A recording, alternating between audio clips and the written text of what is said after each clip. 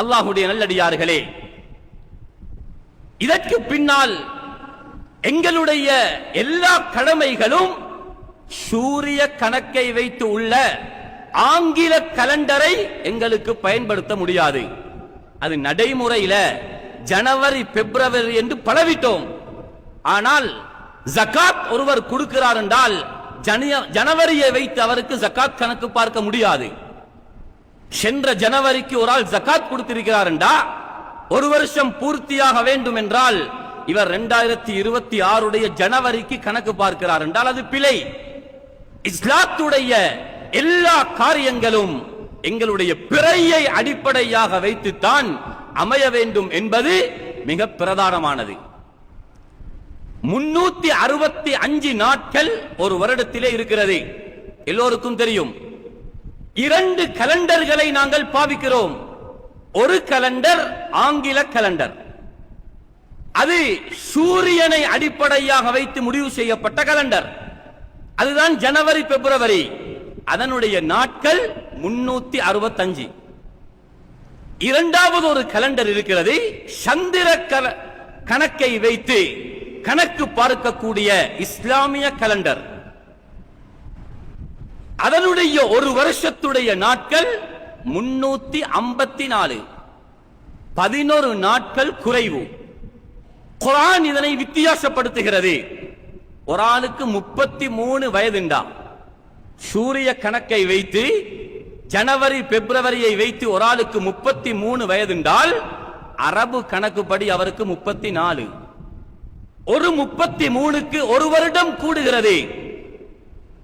100 வருடம் உள்ளவருக்கு வயது 103 ஆகிறது. 2 கணக்கும் வித்தியாசம்.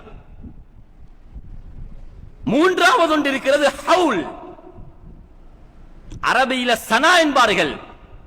இன்னும் ஒரு வார்த்தை இருக்கிறது, ஆம். சனா என்பது சூரிய கணக்கு, ஆம் என்பது சந்திர கணக்கு. இன்னும் ஒரு வார்த்தை வருடத்திற்கு பாவிக்கப்படும், ஹவுல். அல்லாஹ் குர்ஆன்ல குழந்தைகளுக்கு தாய்மார்கள் 2 வருடங்கள் பால் ஊட்டுவார்கள் என்று சொல்லுகிறார். இப்ப எப்படி கணக்கு பார்க்கிற 2 வருஷத்தை? ஜனவரி பிப்ரவரியுடைய 2 வருஷம் அல்ல, சந்திர கணக்கான அரபு கணக்குடைய 2 வருஷமும் அல்ல.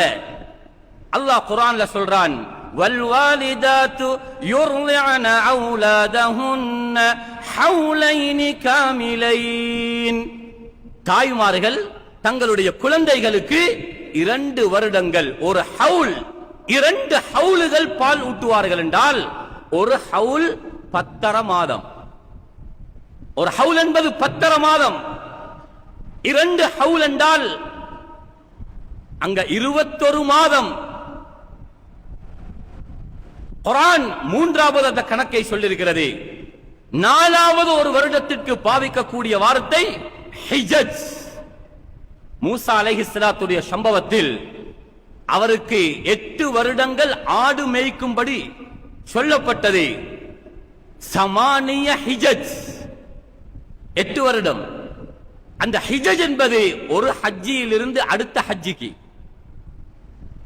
சனா, ஆம், ஹவுல், ஹிஜ்ஜ் என்ற 4 வார்த்தை குர்ஆனிலே பாவிக்கப்பட்டிருக்கிறது. 4 வருடத்துடைய கணக்கும் வித்தியாசம்.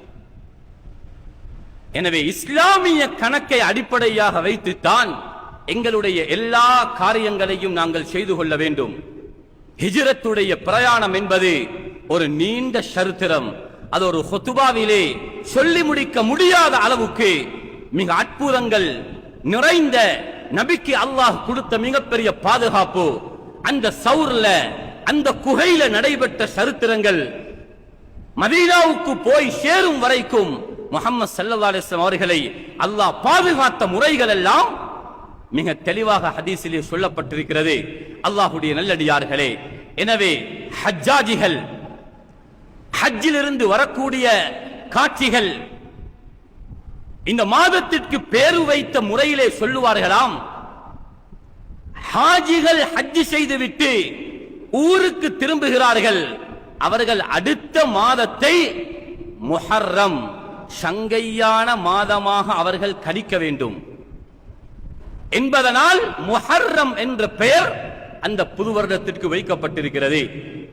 எனவே எதிர்வரக்கூடிய அரபு கணக்குப்படி எங்களுடைய மாதம்தான் அந்த முஹர்ரமுடைய முதலாவது மாதம்.